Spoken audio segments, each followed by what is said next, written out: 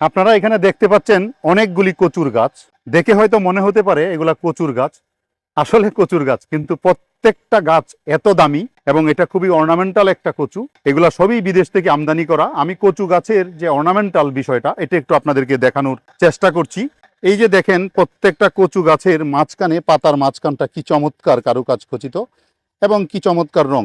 এই কারণেই এটার দামটাও বেশি এবং উদ্ভিদ প্রেমীদের কাছে এর মূল্যও অনেক বেশি, এর কদরও অনেক বেশি। এছাড়া আরেকটা প্রজাতি আছে, এখানে আপনাদেরকে দেখাই একটু। এই যে দেখেন একটা প্রজাতি, এর পাতাটা দেখেন উপরের দিকে একদম কাপের মতো হয়ে আছে, মনে হয় যেন কাপ, এটার মধ্যে পানি রাখা যাবে।